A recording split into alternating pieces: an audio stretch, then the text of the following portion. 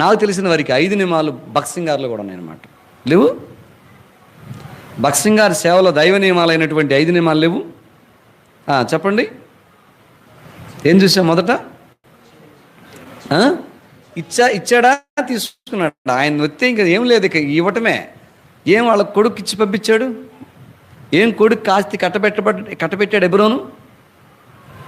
అమ్మో, ఇచ్చిపోయాడు, ఆయన ప్రాణం పెట్టాడు. మంచి భక్తుడమ్మా, దేవునికి స్తోత్రం.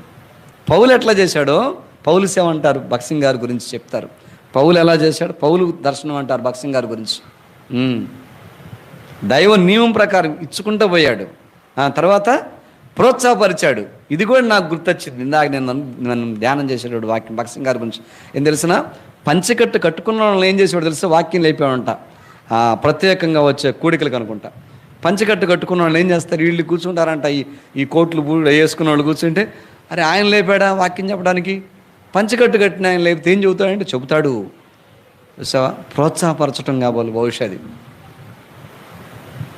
జీటీ బెంజమిన్ గారు మహిమలోకి వెళ్ళారు. ఆయన అన్నారంట, దైవ సేవకులకు గాడ్ సర్వెంట్కు వాక్యం చెప్పాలా, సేవకులు వాక్యం చెప్పాలి. జీటీ బెంజమిన్ గారు సంఘంలో పెద్ద బాధ్యుడు, కానీ ఆయన సేవకుడు కాదు. ఆయన భక్సింగ్ గారి తర్వాత వాళ్ళు వాడబడ్డారు. వాళ్ళు చాలా అడ్మినిస్ట్రేషన్ చేశారు.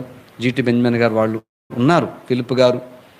కానీ ఆయన భక్సింగ్ గారి కాలంలో వాక్యం చెప్పమన్నారంట. ఆయన జీటీ బెంజమిన్ గారు అన్నారంట, నేను సేవకుని కాదు, సేవకులు వాక్యం చెప్పడం ఏందన్నాడంట. ఆయన కాదు చెప్పమన్నాడంట. చూసావా? ప్రోత్సాహపరుస్తాడన్న భక్సింగ్ గారు కూడా ప్రోత్సాహపరిచేవాడు. దైవ నియమాలు ఇట్లా ఉంటాయి, అందుకే ఆ సేవ అంతగా వృద్ధి పొందింది. ఆయన మహిమ రాజ్యానికి వెళ్ళిపోయాడు భక్సింగ్ గారు, దేవుడి రాజ్యానికి. మూడోది, పౌల్లో ఉన్నటువంటి లక్షణం భక్సింగ్ గారిలో ఉందన్నమాట. మూడోది, ప్రోత్సాహపరచడమే కాదు, ఇవ్వటమే కాదు,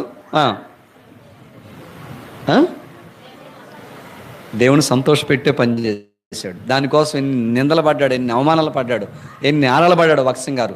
అందరికి తెలియదు భక్సింగ్ గారు పడ్డ బాధలు.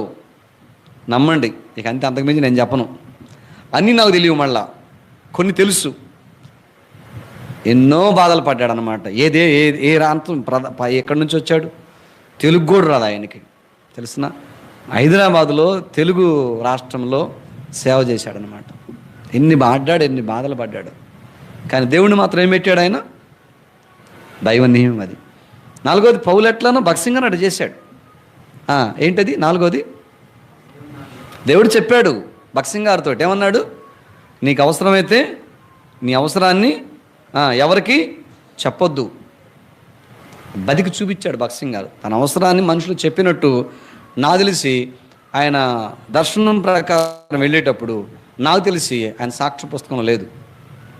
తన అవసరం నాకు కావాలన్నట్టుగా తెలిసిన తన బలహీనతలు గతంలో చెప్పాడు కానీ దేవుడు ఎప్పుడైతే మాట్లాడాడో నీ అవసరం ఇతరులకు చెప్పొద్దు అనే మాట, ఎవరికెవరు ఆయన అవసరం చెప్పాల, దేవునిపైన ఆధారపడ్డాడు. మంచి స్థాయిలో వెళ్ళిపోయాడు అనమాట, ఆత్మీయంగా భౌతికంగా. భక్సింగ్ గారు పౌలుకున్న దర్శనం, భక్సింగ్ గారి దర్శనం ఒకటి అంటారు. క్రీస్తు వారి నియమం దేవుని నియమం అని తెలిసిన నాలుగోది భక్సింగ్ గారిలో కూడా జరిగింది. అది తన అవసరం దేవుడికి చెప్పేవాడు కానీ మనుషులకి చెప్పలేదు ఆయన. ఐదోది, పౌలులో ఎలా ఉందో దైవ నియమం భక్సింగ్ గారిలో కూడా ఉందన్నమాట. చివరిది ఏం చూసాం? పరిశుద్ధ భంగం కలిగించేది. తిమోతి నా మధ్య చెప్పినట్టున్నాడు ఒకసారి మ్యారేజ్ గురించి. భక్సింగ్ గారిని అడిగాడంట ఒక ఆయన, మాట్లాడలేదన్న భక్సింగ్ గారు. మళ్ళీ అడుగుతున్నాడంట, మాట్లాడలేదంటే. తర్వాత చెప్పకుండాను ఒక వాక్యం చెప్పేటప్పుడు పరిశుద్ధను భంగం కలిగించే మాట నేను మాట్లాడితే దాని గురించి సమాధానం చెప్పనన్నాడు. ఆత్మ నడిపింపులో లేని మాటకు నేను సమాధానం చెప్పనన్నాడనో తిమోతిని చెప్పాడు ఒకసారి త్రిపురాంతకంలో. భలే చెప్పాడనమాట. నాకంటే తిమోతిని బాగా చెప్పాడు అక్కడ.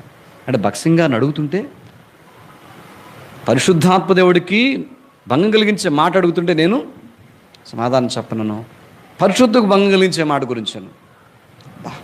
అంటే దినదినం ఎట్లా ఉన్నాడు భక్సింగ్ గారు? లేకపోతే అంత దేవుడు అమ్మో అంత సేవ చేయగలడా? చెప్పుకోవటమే కదా, మనం కూడా దైవ నియమం ప్రకారం, ఈ 500 నియమం ప్రకారం పౌల్లాగా భక్సింగ్ గారిలాగా సేవ చేస్తానంటే దేవుడు వద్దంటాడా? వద్దన్నాడు. మనం కూడా దైవ నియమం ప్రకారం దేవుని సేవిస్తుంటే 5 నియమాలు ఇట్లా దేవుడు సంతోషిస్తాడు. తప్పకుండా మనం ఆయన పాత్రలుగా బలంగా దైవికంగా వాడుకుంటాడు. అప్పుడు మన కుటుంబాలు కూడా సంతోషిస్తుంటాయి.